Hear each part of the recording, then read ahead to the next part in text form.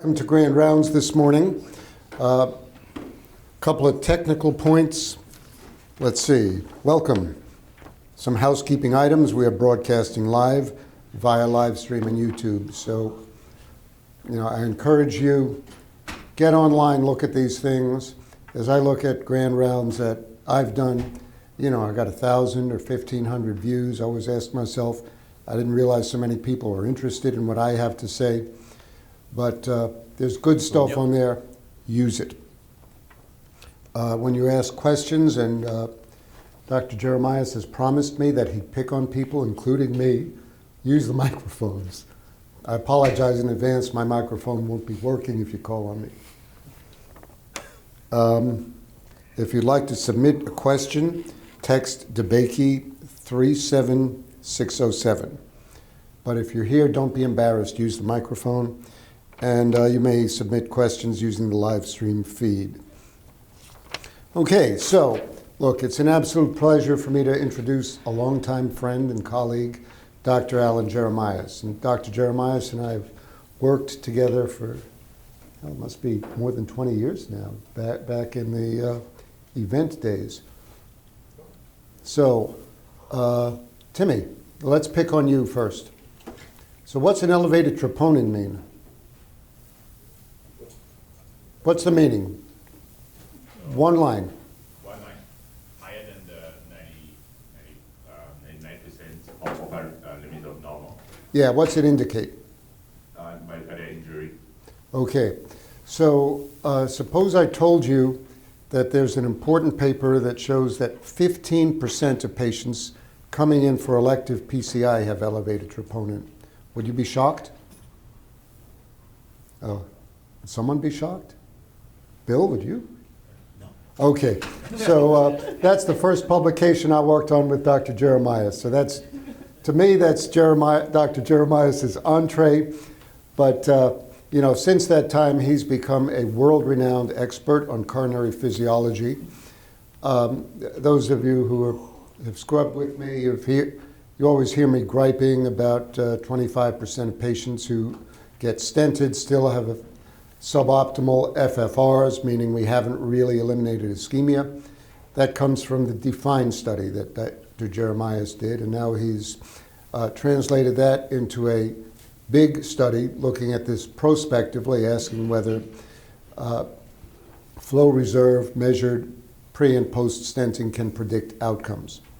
So, Alan, it's an absolute pleasure to bring you on board, and I'm glad I talked you into coming down. So come on and enlighten us.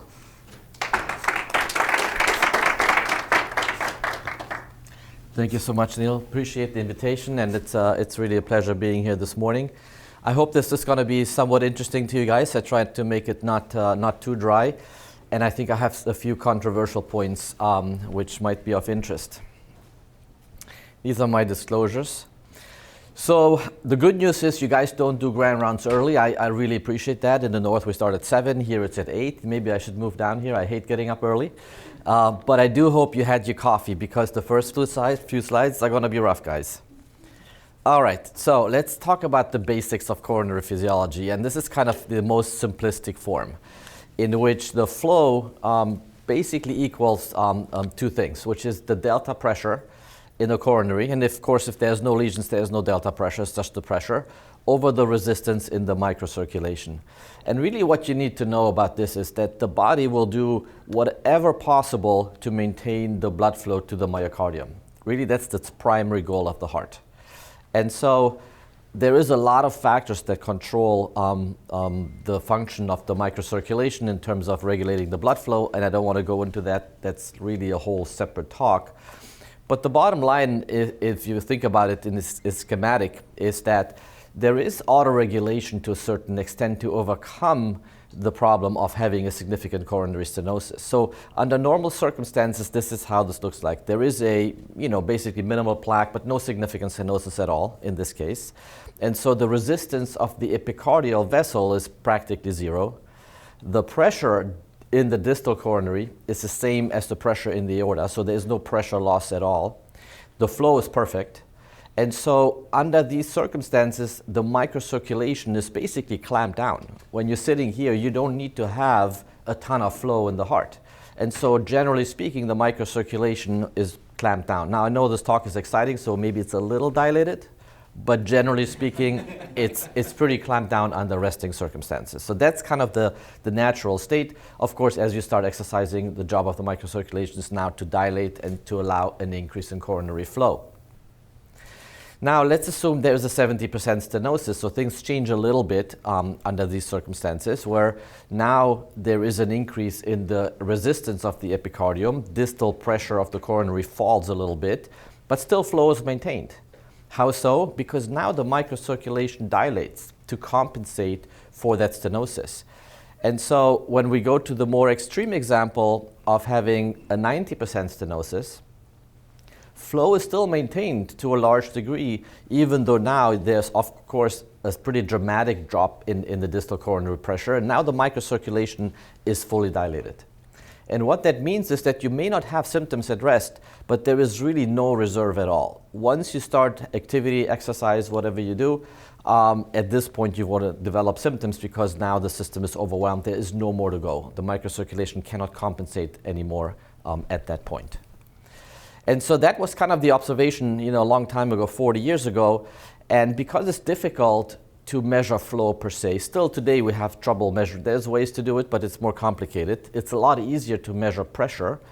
And so fundamentally, what fractional flow reserve, or FFR, is, in its theory, this is the ratio of the maximal achievable blood flow, which basically means there is no lesion at all, to the blood flow that you can measure based on a distal coronary pressure measurement. And under, this, I spared you a lot of equations, but basically under perfect conditions, flow can be translated over into pressure. There is actually a very close relationship, at least experimentally there is. Why does this not go forward? I think I got stuck here with the slides.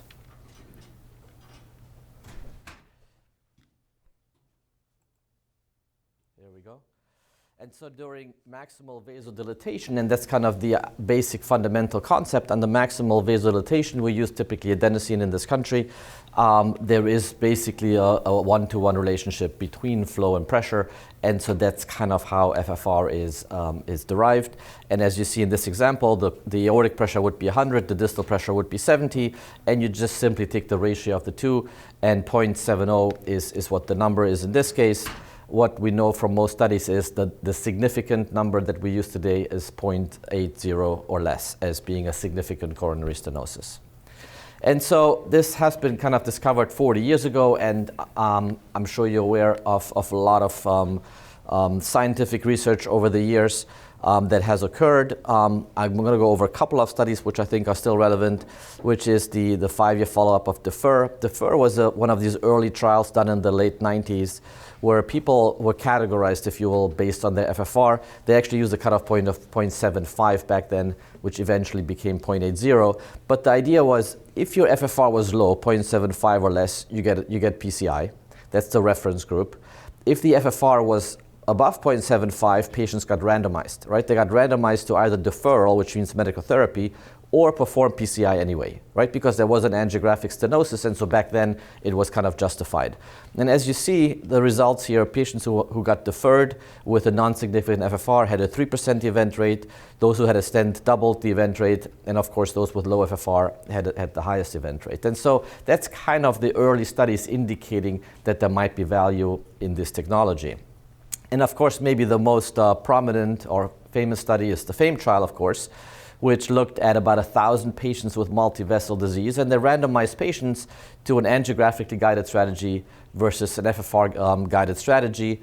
And so the main results, I'm sure you're aware, was that the FFR guided PCI was superior in terms of major adverse cardiac events. And also, by the way, they had fewer stents placed because some of those angiographically significant quote-unquote stenosis were not significant by physiology, and so they were deferred in the treatment. But I want to point out to you a couple of interesting findings in the trial, which is that you see these Kaplan-Meier curves separate right away. And there's a pretty substantial difference between the two. And so why does that happen? because the patients who had an angiographic guided PCI had more stents placed. And so the definition at the time for a periprocedural MI was like 3 times troponin or something like that. So it was a very soft definition, if you will. Not sure how clinically relevant that is. And so a lot of events occurred early on, which I think from a clinical standpoint might not be so important. And so when you kind of move this arrow over to the 1-year rate, you see that a pretty large proportion of patients at 1 year actually had this periprocedural event, which I don't know how, again, important that is clinically. And so a lot of people say, well, if FAME was repeated today, with the stent technologies we have today, with the safety of PCI that we have today, maybe it wouldn't be a positive trial. And so I don't know if Dr. Kleinman would say that, would you? Yeah, so yes or no question? Yes. Maybe. He's smart, man. He's smart. But I'm going to get him. Well, guess what? It was repeated. It's called Future FFR. And it was basically the same trial, a little fewer patients, about 950 patients or so, but same strategy, multi-vessel disease, angio-guided versus FFR-guided PCI. And at 1 year, guess what? The outcome is identical, right? There was no difference whatsoever when we're looking at this strategy in current times. This was a study from France.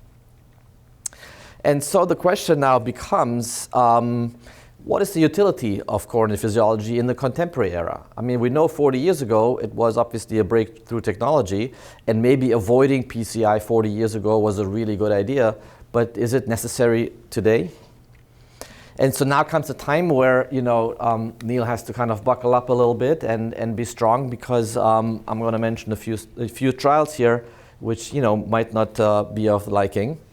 And so let's go through the most recent literature in the physiology world. So let's start with Flower MI. Flower MI was a study of patients presenting with acute MI. The culprit lesion was treated. And then if they had multi-vessel disease of other vessels, patients were again randomized to either fix it based on the angiogram or do physiology of the lesions and fix it based on physiology. And again, as expected, as you see, more patients had stents in the angio arm. Almost everybody who had a lesion was fixed in the angio arm versus about 60% or so in the FFR group. And again, at 1 year, as you can see, there was really no significant difference between the groups. So there was no advantage of selectively stenting patients based on physiology assessment. What about Ripcord? Ripcord 2 is kind of the most aggressive physiology trial you can do. Anybody coming to your lab with a 30% or more stenosis would get FFR. They're like, we're going to do it universally. And what they wanted to see is there a reduction in cost, mostly by saving on patients who don't need to be treated, and is there a difference in quality of life? And this was a trial of 1,100 patients. And as you see, this was done in England. The cost basically was identical between the two, and the quality of life also was exactly the same. So not only is there no difference in major adverse cardiac events, but also you don't save money with the strategy, and you don't improve quality of life. And then finally, FAME3 was a comparison between, in patients, again, multi-vessel disease, randomized to either bypass surgery or an FFI-guided PCI approach. And at the end, it was a non-inferiority trial for PCI, and so it was found to be not non-inferior. And turns out that the hazard ratio was about 1.5 for events, so PCI was about 50% worse than bypass surgery.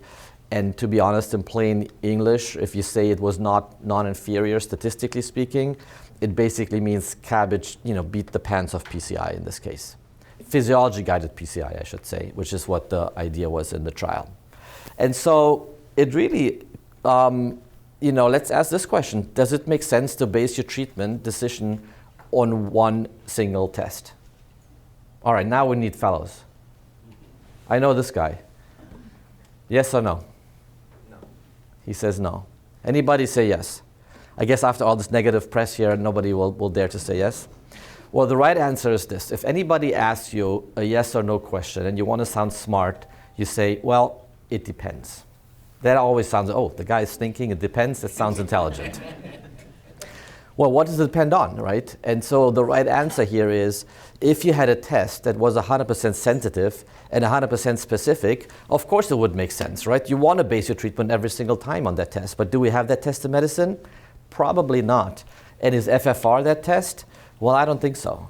And so again, going back to the deferred trial we talked about before, defer was interesting because in the early days they did all kinds of experiments, right? One of them was, well, let's do 2 FFR measurements to be sure, and then you actually can see what is the variation of FFR within a couple of minutes apart. And it turns out that, a lot of them are, pretty much aligned, but there is some where you have a pretty substantial difference, 0.75 to 0.85, 10-point difference, or in this case, 0.75 to 0.90, 15-point difference. So certainly there is outliers where you would say, well, maybe the reproducibility isn't as high as I would hope and expect. This is a study in animals, in dogs actually, where they're looking at what does blood pressure do to physiology measurements. And so they manipulate blood pressure with various medications. And again, you find the same thing, right? Depending on, on the animal here, but certainly you see there is a variation of maybe 10 or 15 points depending on blood pressure change when the FFR is repeated under those circumstances. So it already kind of feels like, well, maybe this is not the test that is 100% sensitive or specific. But ultimately it depends on this. And this is true really for every test in medicine. Whether or not you're going to have a good reproducibility depends on where you are based on your cutoff point. So any test that is dichotomous and has a cutoff point, the closer you are to your cutoff point, the greater the chance if you repeat the test that you're going to fall on the other side. So with FFR, of course, when you have a really low FFR and you repeat it, most likely you will be still really low, or same when it's really high. But when you're right around that cutoff point of 0.80, and you repeat it, it's very easy to fall on one side or the other side, and it could be as high as 50%. And that makes sense, and you say, well, that's a limitation I'm willing to accept. But there's one problem, which is if the lesion is mild or if it's severe, I don't need FFR. I have eyes, right? If you have eyes, you don't need FFR. You need FFR when the lesion is in the intermediate range. And so in the intermediate range, the test is actually least reliable. And so, well, that's not great, right? And the other thing is that I don't like to look at physiology as a yes or no answer. It's like blood pressure. You're hypertensive when your blood pressure is 140, but you're not when it's 139. From a clinical standpoint, that's the same amount of risk you're exposed to. And the same is true for FFR. There's a continuum of ischemia. And so to kind of categorize it based on one cutoff point is not, I don't think is great. And the other issue also is the basic concept of why this cutoff point was established is that there is a certain amount of risk of doing PCI. And there is a certain amount of risk of not doing PCI if you have a severe lesion. And so the lower your FFR, the greater your event rate. And the higher your FFR, the lower your event rate. Not zero, but lower. And you would think that at some point there is this kind of this point where the two curves meet. And that's kind of the optimal threshold, where you're accepting the risk of PCI because the risk of leaving it alone is greater, but you're not treating lesions that are at low risk. The problem is here, though, is as we've seen before, PCI quality changes over time. And so it's different when you had PCI in the 90s or you have it today, and I'm sure it's going to be even better in 10 years from now. And so that threshold is kind of moving, further and further towards doing PCI because the risk is less and less and less. The other issue is that the events are not zero when your FFR is above 0.80, right? And so we know this from FAME2. FAME2 was a trial where patients were randomized with low FFR to be treated medically of having PCI. So those patients who had medical therapy with low FFRs had obviously high event rates. But even when you move into this range, you see the curve isn't flat. It's pretty steep, actually, between 0.8 and 0.9. And this is a study from Korea, ISIS FFR, looking at a good amount of patients, almost 3,000 patients. They looked at the hazard ratio compared to an FFR of 0.90. So they said 0.90 or greater, that's kind of the normal group. Let's compare everybody to that group. And so when your FFR falls between 0.86 and 0.90, your risk is 30% increased compared to those above 0.90. But when your FFR is 0.81 to 0.85, your risk is 340% increased. That's a pretty significant amount of risk compared to a quote-unquote normal FFR. And so, again, to have this rigorous cutoff point at 0.80 without really putting a lot of thought into the patient in front of you, to me, doesn't feel right. And then the final point I tried to make is that, you do have eyes, right? So you actually can evaluate the lesion severity, and many times that's pretty good. And there is actually a very good correlation between the angiogram, intravascular imaging, or even pathology, that the greater your lesion severity is, the more events you have. I mean, that's not really rocket science. That's kind of, pretty straightforward, basic stuff for an interventional cardiologist. And so I think that's also something that I don't like to ignore when I have a patient in front of me. And then finally, I want to make this point where, let's say you only had one tool, right? I know that you guys are imaging a lot, which is fantastic. We're also, big imaging center at St. Francis. We image, over 90% of our PCI patients. So basically everybody who can be imaged gets an imaging guided PCI. And so the question is, if you only have one tool, would you use physiology or would you use imaging? Now this is a question for you. Well, okay. Yeah. He's like, yes. It's out for the jury, but it becomes biased after certain years of experience. I think operators... Biased towards which modality? You're more comfortable with. Okay. And I think we have been leaning more and more towards IVs. Okay, so more towards imaging is the answer here for those who are not here and are mic'd up. So let's look at some of the data. So this is a network meta-analysis of more than 22,000 patients. What is a network meta-analysis? It's basically a fancy word of saying that you're making indirect comparisons. So you compare angiographically guided PCI to imaging guided PCI to physiology guided PCI, right? But there's only 2 direct trials comparing physiology with imaging.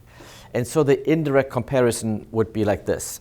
For the sports guys, let's talk football. I mean real football, the one you play with your foot. So let's say Liverpool was to play Chelsea, and Liverpool beats Chelsea. And then the week after, Chelsea plays Manchester, and they beat Manchester. Then indirectly, Liverpool would basically beat Manchester. So that's kind of the idea of a network meta-analysis, right? So there's not just all these direct comparisons, but there's a lot of inferences on the indirect comparisons as well. So it's a pretty robust methodology now, I think, that has been established. And so I don't want to go through all these endpoints. I'll give you the bottom line. The bottom line is that angiographic guided PCI is the absolute worst.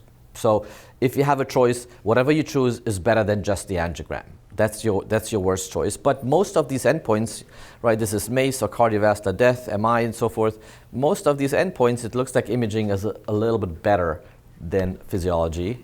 And so what they came up with is a so-called rankogram, right? The rankogram as in like what is ranked the highest. And when you're looking at overall major adverse cardiac events, 1 is the best number you can get. Intravascular imaging guided PCI is basically 1, it's 0.95. Physiology is 0.55. And the angiogram has so many zeros I can't even say.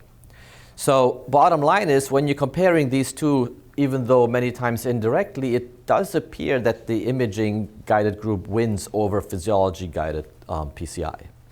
And so the lessons that I kind of take from this is that, for the fellows in particular, don't just treat a number. Understand the context in which you're doing physiology with respect to your patient, your clinical presentation, and all the other data you have. We know that FFR, or physiology in general, is not a perfect test for the reasons I mentioned before. I didn't even mention the technique issues, which also plays a role, but obviously you guys have meticulous technique here, so I didn't have to mention it in this context. But the truth is that basically all recent FFR trials were negative, right? And so maybe that's because when we're doing pretty good PCI these days, especially when we use imaging, it is much safer than it used to be, and maybe physiology is not as helpful in making a decision whether or not you should be treating. And then the last point, I think, generally speaking, is the most important, is be a doctor, not a technician. Right? So now, after I kind of depressed everybody, and I'm not sure this is what you expected from a physiology guy, let's talk about physiology. Is there still a role for it? Is it still useful in certain circumstances? And how do we use it? How do I use it, really, clinically? All right, so this is one of my favorite slides for you guys who have seen some of my talks. I kind of reuse this because I like it. So in this case, again, it's a pretty obvious situation that there's a problem in this LAD. I don't think you need physiology to tell you that you're going to have a low number when you measure distal physiology. But the questions that are important is not whether this is abnormal or normal. The question is, which of these lesions are you going to treat? What is the strategy? What is the PCI strategy you're going to employ in this particular case? That's really the question. And so we have a very easy way of figuring this out. which is what we call, in this case, it's an IFR, is the resting way of looking at FFR. It's an IFR pullback. And what we're doing is we manually pull back the wire. The pressure transducer is right here. And when we see these step-ups, we find that these are basically lesions with a significant pressure gradient, right? And so as we're pulling back, we kind of discover these gradients. And we also find that when you do a lot of these, you see different patterns. And those patterns are really important and are important to be interpreted correctly. So let's look at 4 different cases. Each of these patients had a distal IFR of 0.86. So the cutoff point for IFR is 0.89. So all of these have abnormal, quote-unquote, IFRs. But the pattern of pullback is different in every case, and that's what dictates PCI strategy. So in this case, what you have is some diffuse disease and a couple of step-ups in the proximal vessel.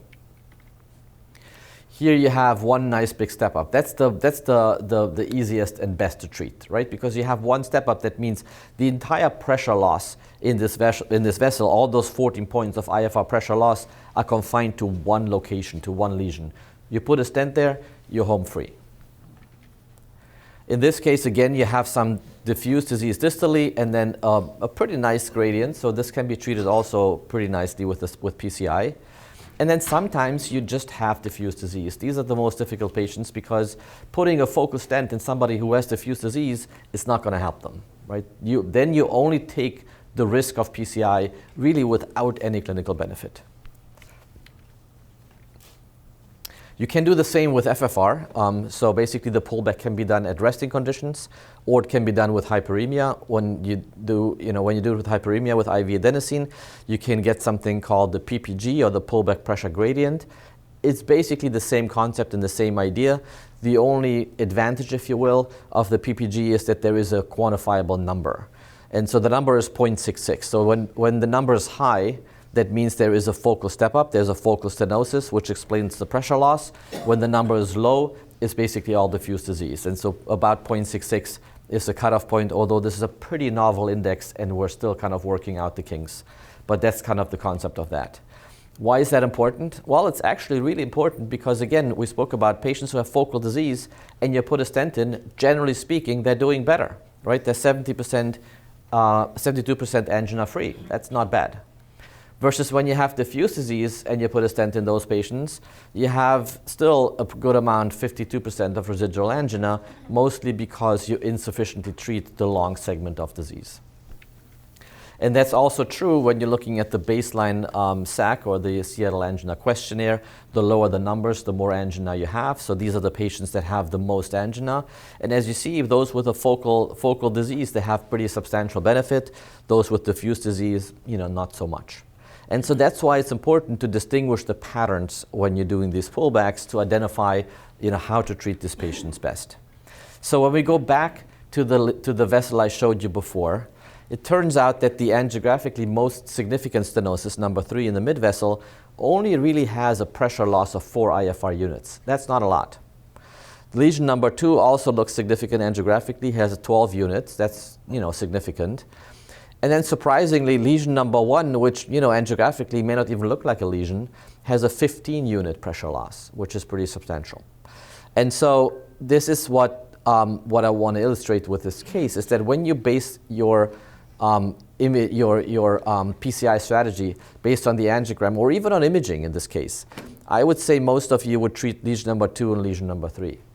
But what you actually should be treating based on your physiologic benefit is lesion number 1 and lesion number 2, and maybe you can leave this alone. Again, there's no significant pressure loss in that lesion.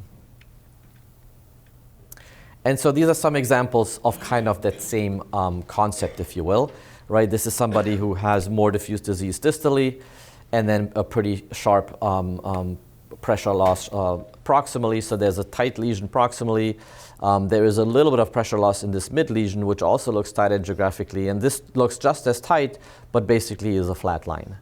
So it can really distinguish these different segments in the coronary tree, and you can understand which ones you want to treat and which ones you may leave alone. And if you want to be really fancy, you can actually co-register your pressure loss onto the angiogram. And so that's a technology called Sync Vision. And how this works is that you do your pullback, and then you inject and do an angiogram afterwards. And so each of these yellow dots is 1 unit of IFR pressure loss. So if your distal IFR is, let's say, 0.63, then you basically have 37 dots on your pullback, right? There's 37 dots of pressure loss. In this case, most of it is at the ostium, and so you can put a focal stent. You can actually draw a line, and it gives you a pretty accurate length measurement also, so you can cover the segment with a 24 millimeter stent and regain all of the IFR loss except for maybe 3 dots down here. So you know you're going to have a great result. In some cases, you know you're not going to have a great result. Like in this case, it's all diffuse disease, and you kind of figure out, well, if I put a 38 millimeter stent, I'm going to, recover this much pressure loss. I still have pretty significant disease here, so either I stent all the way back, or maybe we do something else like a bypass surgery. But the bottom line is it allows you to make these decisions before you intervene on the patient to really kind of have a better result long term. This is also an interesting case which I'm using from a friend of mine in Germany. A patient coming in with basically a non-STEMI or acute coronary syndrome after having a PCI a couple of years ago to the proximal RCA. They have what looks like significant stenosis of the mid-RCA. These guys actually went even above and beyond and did an IFR, which was abnormal. Again, no surprise. But what they did was, in addition to do the pullback with a co-registration. And so what they find is that, surprisingly, really the majority of pressure loss is in the proximal vessel where the previous stent was, which was not really visualized angiographically. So they do a high mag angio. It turns out there is dense in-stent restenosis on the angiogram, which basically was lost on the initial pictures. So it just shows you the power of this technology, that you don't overlook lesions that might be important. And again, what I like about it is that it allows case planning, right? So this is the same pullback. There's a tight stenosis proximally, some additional pressure loss in the mid-vessel. And then what you can start doing is start experimenting. You draw these lines and you say, okay, if I put a 28 millimeter stent proximally, I'm going to regain 39 IFR units. You add that on to your baseline, and you're going to end up with, I'm no mathematician, what is it, 0.78? And then you can figure out, well, is 0.78 good enough, or do I need to do more? And it allows you, again, to plan your case ahead of time to understand what the outcome is going to be. And so that's the strategy of DEFINE GPS, which is an ongoing randomized trial. It's going to enroll about 3,000 patients. And the randomization is the standard of care, which can include imaging, by the way, versus this the GPS group, which is this IFR pullback co-registration, where we kind of have a physiologic map of the vessel in the beginning. The goal of the study is to get to an IFR of 0.95. So what I ask of investigators, which is pretty aggressive, is I don't care how you plan the case, but you got to plan it that you leave 5 dots or less behind. And then we also make sure afterwards that they do a pullback and they optimize the stent, and in fact there is 5 dots or less at the end. So we'll see if this strategy is going to work or not, but I'm pretty excited about it. I think it's a novel way of using physiology, and we'll see if that is going to work. Let me show you a few case examples from the study we have so far. We have enrolled about 1,200 patients so far, so we have a good amount of experience already. So where do we stand here? We're going back to the fellows. Fellows are probably in the back, right? All right, guys. Anybody? We have some names, Neil? Yeah. Let's throw some names out. Glasses working? Yeah, so mid to distal maybe all the way to, So you want to treat this lesion, right? yeah, but I'm gonna extend it all the way to the proximal. You're going to come to here? Yeah. Okay. So this guy doesn't need GPS. But when you're looking at, again, your focal lesion, which is mid-LAD, where the most of the pressure loss is, if you put a focal stent, you're going to get 8 IFR units back, which obviously is not sufficient. You're going to leave all this disease behind. So you're 100% right. You got to treat back all the way to the proximal LAD. How about here? You have a pretty tight stenosis here. What about the rest? Well, the rest doesn't look good, right? Doesn't look good angiographically either, and in fact, it's not good, right? Your IFR is very, very low in this vessel. There's a tight stenosis proximal, but you have a ton of diffuse disease beyond as well. And then what do you do in this case? I give you the Prox LAD. All right. Yes, sir, you're up. Yeah, it's a very lively unit. Prox LAD, gotcha. What else do you treat? Anything else, or do you treat the Prox LAD and go home?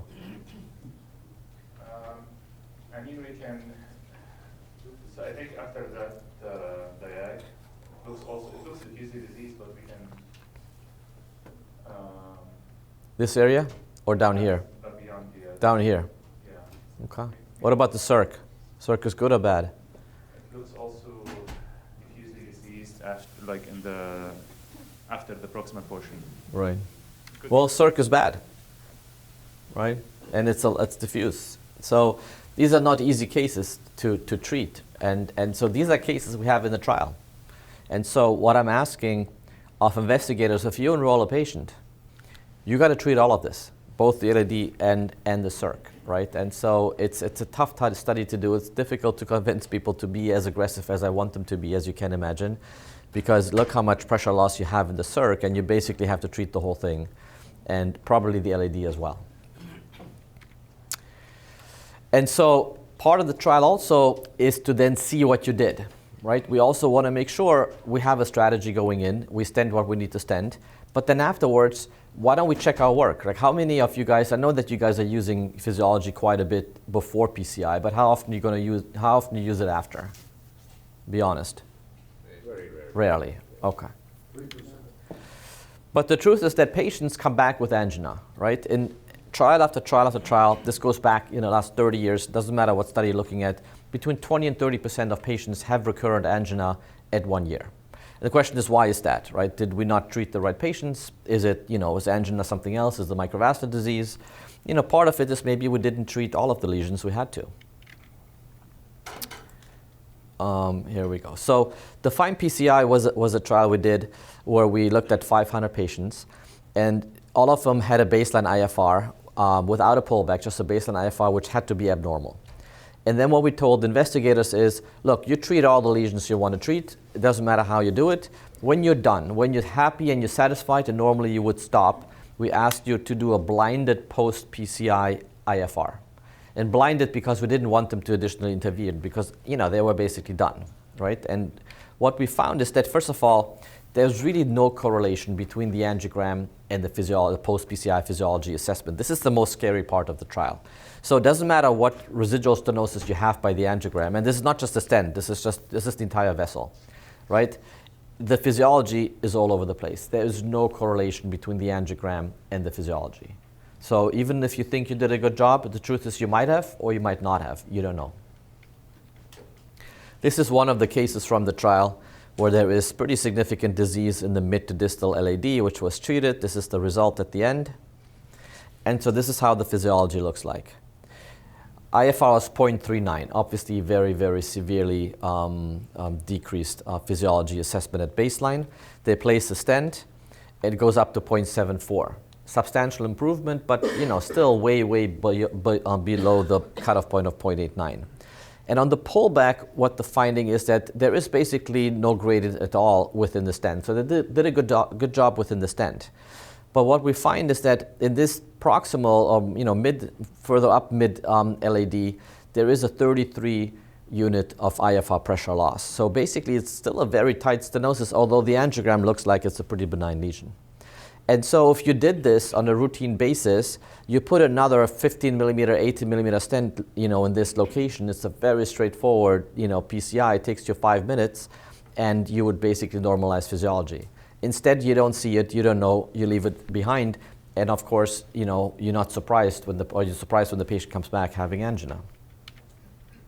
And overall, Neil said that in the intro, what we found is that 24% of patients, despite having an angiographically successful PCI, still had significant residual ischemia with an IFR of 0.89 or less. The good news is that the vast majority, more than 80%, had focal lesions that were missed. So we have an opportunity to actually do additional PCI that is not so complex, or maybe just optimize the stent, which happened in 38% of cases where the stent wasn't optimized, to get to a better number.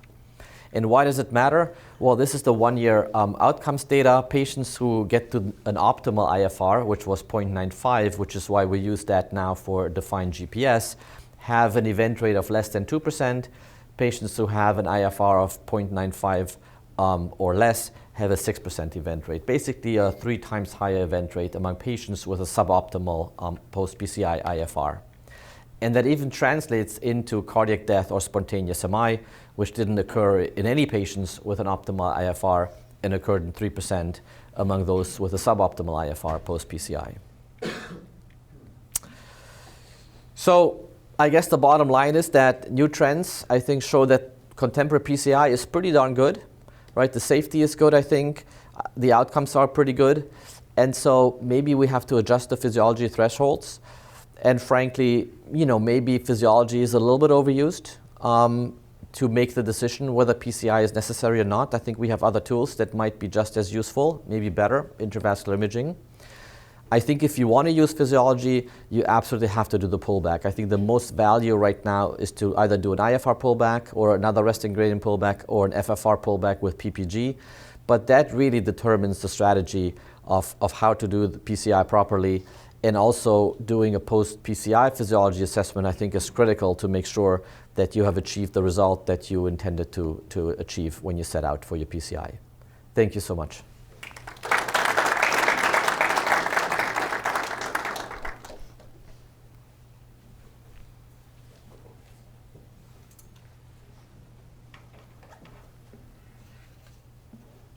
Go ahead. Thank you so much, Dr. Jeremias, for your wonderful talk. I'm someone from the Cardiology Fellows Interventional Department. I have 2 questions for you. Like the first example, the third lesion was not significant based off IFR or FFR. Have you ever seen that fixing first 2 lesions will improve the flow towards the third lesion, and then you will see the pressure gradient? Because the third lesion did not have enough blood flow to have a pressure gradient. First question. And the second question is, do we have any data, or what's your take on utilizing IFR or FFR compared to angiography or IVUS, depending on the vessel territory, like LAD versus circumflex versus RCA? And we can define that probably using IFR, FFR in LAD has more value towards the outcomes compared to other vessels. Thank you. All right, so let's talk about the first question, which is basically tandem lesions. And so you're 100% right. There is a crosstalk between the lesions in that flow is obstructed. So the proximal stenosis in the setting of a distal lesion won't have enough blood flow because there's an outflow restriction, and vice versa, there's an inflow restriction for the distal lesion. So you're 100% right, there is crosstalk. It is less so with the resting index than with FFR. So the worst crosstalk you have is when you give adenosine. Right, because now you have a ton of flow going through, and so the resistance obviously goes up. With the resting gradient, resting index, the gradients are not that large, and so there is less crosstalk, but there is some. And so you're 100% right. It is possible that after fixing the proximal lesions, you're going to have more flow to the distal one, and it might become more significant. So it may not be crosstalk, it may be regression to the mean that you see. No, I think actually it's like a resistance model, if you will, right? When it's a resistance model with multiple lesions, and so one influences the other. And so as you remove one, the influence goes away. I think that certainly is possible, and you have to be careful with that, and which is why obviously if you have the wire available and on the table already and you paid for it, you might as well use it again, post. The other question is an interesting one in terms of, is there a differential benefit for physiology in different vessels? And I don't think this question has been asked. What has been asked, however, is should we use different cutoff points for different vessels? Because what we learned is that it is much more difficult to get to an optimal physiology result in the LAD than it is, let's say, in the RCA. Part of it is, kind of diffuse pressure loss across the vessel. Part of it is some intrinsic issues with the height of the transducer, which I don't want to go into. But I wouldn't say that there is benefit more in one vessel or the other one, but I do agree that maybe the cutoff points should be a little bit different in each of the vessels. Well, thank you again for a wonderful talk, and thanks to coming to Houston to our warmer weather. First and foremost, thank you for a lot of the work you have done, and congratulations on establishing post-PCI, IFR, and what do we do with that. I think that was a very landmark paper, and good luck with this new trial. That's a tough trial. That's going to be a very tough trial. I have maybe one comment and a couple of questions. I just want to start off by saying FFR has absolutely changed how we look at epicardial coronary artery disease today than we did when, let's say, I was a fellow, for example. It is not uncommon for us to have a patient in the cath lab with a 50% LAD with some atypical symptoms, and we would say, oh, it's not terribly bad, go home. And then we were doing SPECT or testing, which was not always 100% reliable. So if you think about that, a patient in 2000 was taken care absolutely differently than we do it today. We are much more intelligent and sophisticated in how we treat that lesion just because of the advent of coronary physiology. So I think it's a fantastic tool. It has made me an intelligent IC operator and is one of the most important breakthroughs in our field, in my opinion. Now, that being said and done, we don't use it a whole lot now, because I think the question is often more helpful in when not to treat, and it has really continues to help me deciding on patients when I don't need to intervene, rather than if I were to intervene, I usually go with imaging. What has been your experience on virtual coronary physiology? I'm very eager to know what you think is the future of that.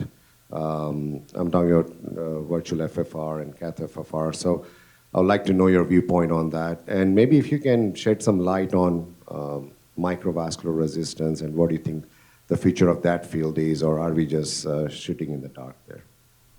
Well, first of all, I would agree with you in what you said before, that when you have the clinical inclination that you want to treat the patient because the symptoms are real, because it's a prox LAD in a young guy that you feel like maybe we should treat, then my inclination also is to go with imaging over physiology in those cases. So if I want to use physiology to determine whether or not to fix something, I mostly do it in patients that have atypical symptoms, and I basically want to leave alone and just to kind of prove to myself and the patient and the referring doctor that it was not a significant lesion by FFR. So that's the main use in my practice right now as a simple tool to determine treat or not treat, right?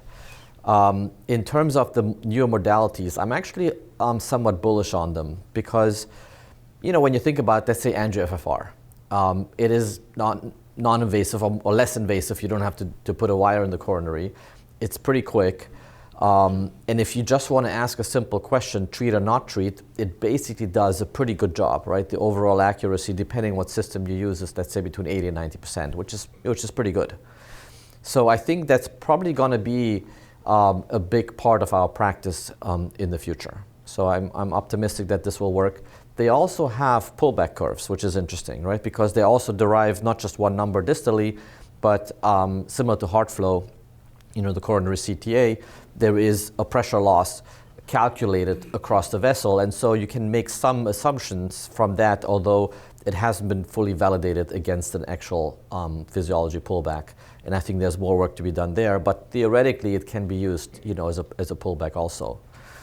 In terms of the microcirculation, that's really, I think, also a very, very interesting field, which is now having more and more interest because we have better tools to assess it. One paper which just came out, I don't know if you guys looked at it, was a paper looking at the exercise stress test, just a plain EKG exercise stress test. And as we all know from experience, I guess, and from data, it's about 50-50, right? The sensitivity and specificity is kind of low. But what these guys have done was to say, okay, let's take somebody who has symptoms, who has an abnormal exercise EKG with ST depressions on the EKG, and assess the microcirculation. And many times they found that these patients actually have microvascular obstruction. So there was no obvious stenosis on the angiogram, but in fact the lesion, if you will, was in the microcirculation. And so I think it's important for us to kind of understand this concept and you know, discover this for the patient, and then being able at least to make the right diagnosis and potentially help them. Thank you, Alan. Great talk. Learned a lot. Two questions. One is with regards to the defined GPS. Based on some of the examples and obviously based on our experience, we see that the lesions. So after you do a PCI, you do the IFR again. At least my sense is that the lesions that you are more likely to miss, because angiographically they don't look bad, but there is a pressure loss, as you demonstrated by the pullback. These are more likely to be in the proximal vessels rather than in the distal vessels, because a lot of this is also dependent on the area subtended by the vessel or the myocardium at jeopardy. So is that correct? And the second question, maybe a more sort of application sort of question. Over the years we've seen the changes in PCI, from femoral to radial, from using physiology, from using more imaging. Despite all the data that you shared and all the other data, the use in the United States still remains low. It's getting better, but how, so let's say a defined GPS is positive and we find that this is the way to do PCI. How do you propose that this, for a wider dissemination of these types of applications and practices, what is the way to do this? Because despite all the data for the last 15, 20 years, for example, radial PCI still remains very low in the United States. These are good questions. So let me tackle the first one, which is that proximal lesions, more important physiologically, and that's 100% true. And you saw that actually in this case example where this prox LAD didn't really look so significant angiographically, but because it supplies a lot more myocardial territory, a less significant stenosis proximally can cause a lot of pressure loss. And that's an important concept. And that's honestly why physiology actually works, right? Because it's not just a reflection of stenosis severity, it also integrates the amount of myocardium that the vessel supplies. And to your point, when you're missing, quote unquote, missing these lesions that you might be able to unmask doing a pullback, these are typically proximal lesions. And so it's really important because those are the ones that are prognostically important, potentially causing an MI in the prox LAD, for example, or proximal RCA. So that's why I'm kind of passionate about doing this pullbacks to not to miss these proximal lesions in particular. In terms of disseminating the technology, look, I mean, it's a difficult endeavor, right? I mean, for those of you guys who follow OPCI, which is kind of our teaching tool, if you will, at St. Francis, we're trying to do a lot of activities, hands-on courses. We have people come to the hospital to learn these technologies, and people are interested, generally speaking, but how much it helps to move the needle, I'm not sure, and it's certainly difficult. Neil?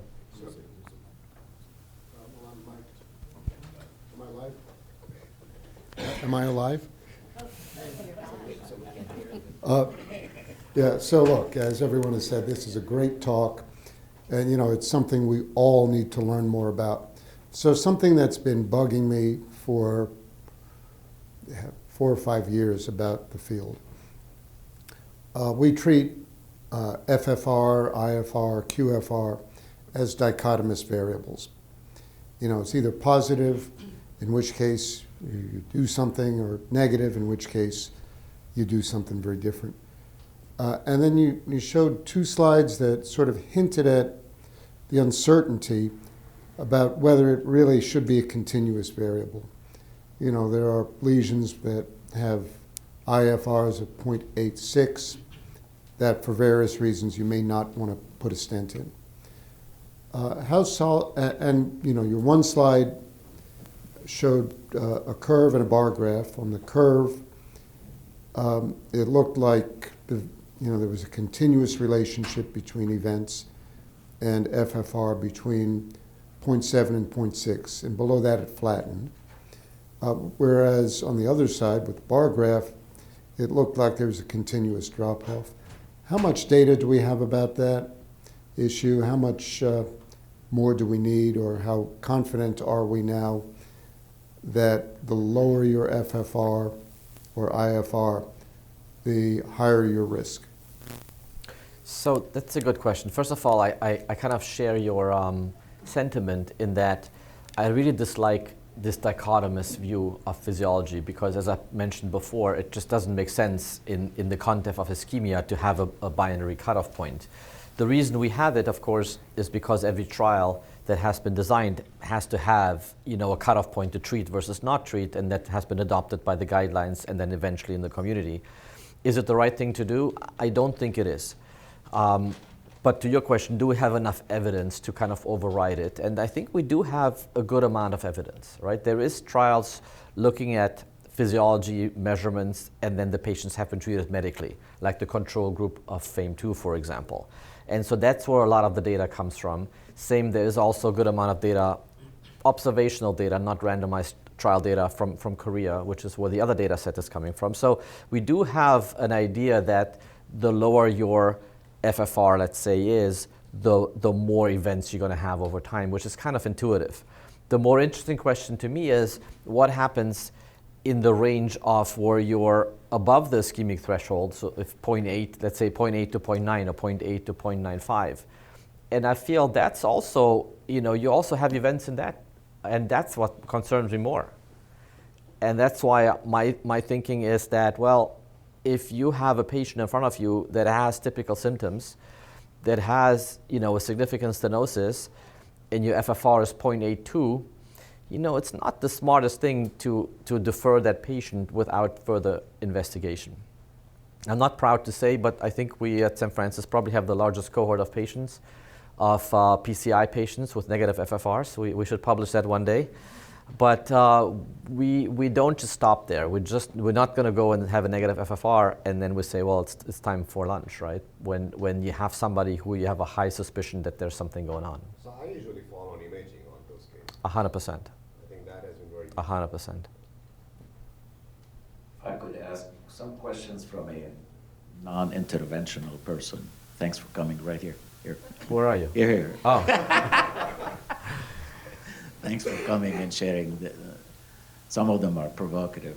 Interestingly enough, and I'm so much in favor of what you said regarding non-dichotomous. There are very few things in life that are dichotomous. And I just wonder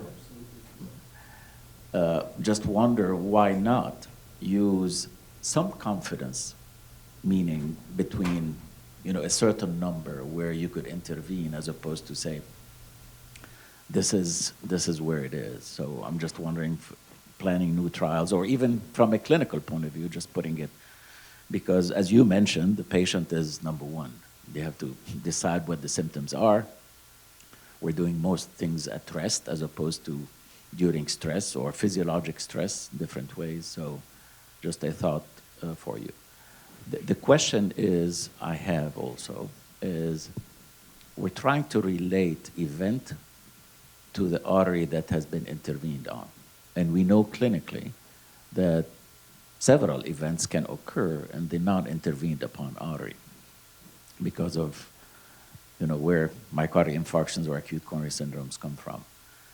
So the question to you is, in these trials, have people addressed whether the event is related to the artery that was intervened upon versus another location where the infarction occurred?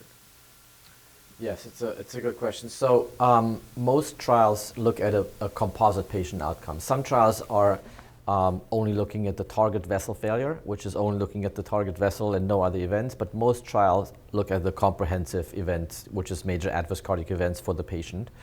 And yes, it has been differentiated between target vessel events versus non-target vessel events. So we have that data set. And it depends, I guess, on how much disease you leave behind in the non-target vessels, right? And that depends on the different trials and the trial designs. And in your planned trial that you're enrolling for, are you concerned that you may have to deploy stents in those that do not have a focal increment, an IFR, that you have to deploy so many stents throughout the coronary, and the pros and cons of doing so? Right. That has been actually the biggest discussion in planning the trial, and to be honest with you, still ongoing, of defined GPS, which is that when on the angiogram you see, oh, there's a focal stenosis, if the patient was not in the trial, I would put a stent. But now the patients in the study, you do the pullback and you find it's not so easy. They actually have diffuse disease. And now what do we do with the patient? And so what I'm advocating for in the trial, which is I hope that investigators follow because it will be a very interesting data set to see, is that when you discover this, from an ethical standpoint, I feel that, well, you would have put a stent in this patient anyway. If the patient was not in the trial, you would have treated the patient. If you see diffuse disease on the angiogram and you don't want to treat it, well, then don't randomize the patient in the trial. You only randomize patients who you are intending to treat with PCI.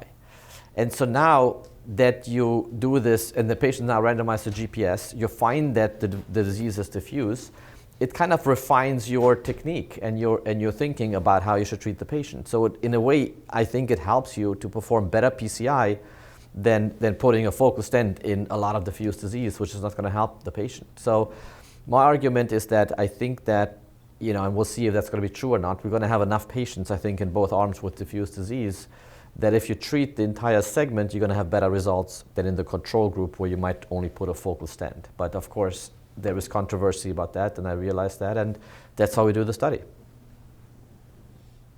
So great talk, Dr. Jeremiah. My question is, we are big on intravascular imaging in our program.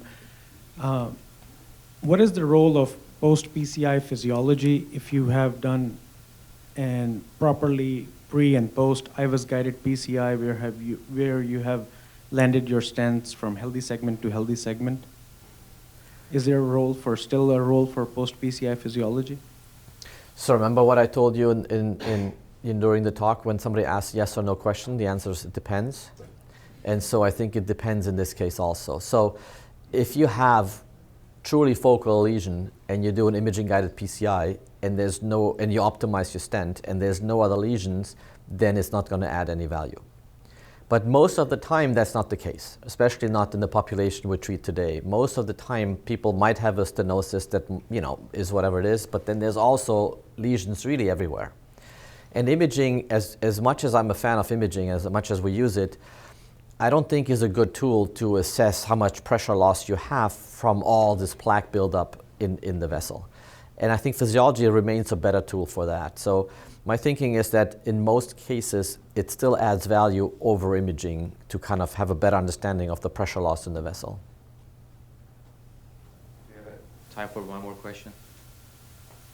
Thank you so much. I'm a transplant cardiologist, so I just have to ask that question. Do you have any experience or comments of how we evaluate the vasculopathy in a transplant patient, imaging versus physiology versus angiography? I know every center does very differently. I just want to get your thoughts on that. Thanks. So, what we do know from transplants, of course, is that they have more aggressive progression of CAD, and so a lot of centers use imaging, serial imaging, to kind of determine the plaque progression in the epicardial vessel. I think that the amount of data we have on the microcirculation in transplantation is not really sufficient, but I'm pretty convinced that they also have microvascular dysfunction. And so I would say that in those patients, if you want to follow them comprehensively, maybe a combination between imaging to determine the progression of their plaque, but also a physiology assessment, especially if the microcirculation would be very useful. To see how things progress in that patient population. I don't think we have that data set. Great, Dennis. Alan, once again, can't tell you how grateful we are that you came down to Houston to Thanks for having me. It was a lot of fun. Visit us and to educate us. But next time we do barbecue, right?